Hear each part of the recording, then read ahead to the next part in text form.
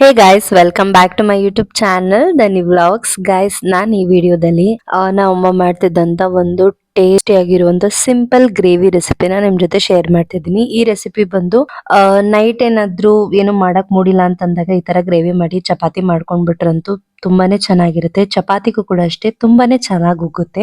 ಈ ಗ್ರೇವಿಗೆ ಬೇಕಾಗಿರೋದು ತುಂಬಾನೇ ಕಡಿಮೆ ಇಂಗ್ರೀಡಿಯೆಂಟ್ಸ್: ಈರುಳ್ಳಿ, ಟೊಮೆಟೊ, ಕೊತ್ತಂಬರಿ ಸೊಪ್ಪು, ತೆಂಗಿನಕಾಯಿ ತುರಿ, ಚಕ್ಕೆ, ಲವಂಗ, ಶುಂಠಿ, ಬೆಳ್ಳುಳ್ಳಿ ಇಷ್ಟ ಐಟಮ್ಸ್ ಬೇಕು. ಹಾಗೆ ಒಗ್ಗರಣೆಗೆ ಎಣ್ಣೆ, ಸಾಸಿವೆ, ಕರಿಬೇವಿನ ಸೊಪ್ಪು, ಈರುಳ್ಳಿ, ಹಾಗೆ ಆಲೂಗೆಡ್ಡೆ, ಮತ್ತೆ ಗಸಗಸೆ, ಉರ್ಗಡ್ಲೆ ಇದಿಷ್ಟು ಐಟಮ್ಸ್ ಬೇಕು.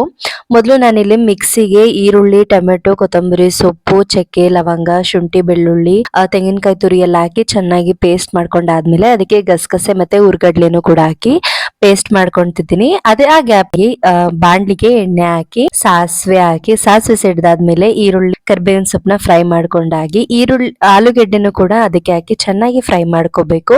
ಆಲೂಗೆಡ್ಡೆ ಎಲ್ಲ ಚೆನ್ನಾಗಿ ಫ್ರೈ ಆದ್ಮೇಲೆ ನಾವೇನ್ ಮಸಾಲೆ ರುಬ್ಬಿದ್ವಲ್ಲ ಆ ಮಸಾಲೆ ಪೇಸ್ಟ್ ನ ಹಾಕೊಂಡು ಅದಕ್ಕೆ ಸ್ವಲ್ಪ ಅರಿಶಿನ ಪುಡಿ ಹಾಗೆ ಮನೇಲಿ ಮಾಡಿರುವಂತ ಸಾಂಬಾರ್ ಪುಡಿ ಇದಿಷ್ಟನ್ನು ಕೂಡ ಹಾಕಿ ಚೆನ್ನಾಗಿ ರೋಸ್ಟ್ ಮಾಡ್ಕೋಬೇಕು. ಅದು ಹಸಿ ವಾಸನೆ ಹೋಗೋ ತನಕನು ಗ್ರೇವಿ ಚೆನ್ನಾಗಿ ಎಣ್ಣೆನಲ್ಲಿ ಬೇಯಬೇಕು. ಬೆಂದಾದ್ಮೇಲೆ ನಿಮ್ಗೆ ಎಷ್ಟು ಕನ್ಸಿಸ್ಟೆನ್ಸಿ ಬೇಕೋ ಅಷ್ಟು ನೀರ್ನ ಹಾಕೊಂಡು ಆಲೂಗೆಡ್ಡೆ ಚೆನ್ನಾಗಿ ಬೇಯೋ ತನಕ ಗ್ರೇವಿನ ಬೇಯಿಸ್ಕೊಂಡ್ರೆ ನಿಮ್ಗೇನಾದ್ರೂ ಈ ವಿಡಿಯೋ ಇಷ್ಟ ಆಯ್ತು ಅಂತಂದ್ರೆ please do like, share and subscribe to my channel. Thank you for watching Dhani Vlogs. Lots of love guys. Bye.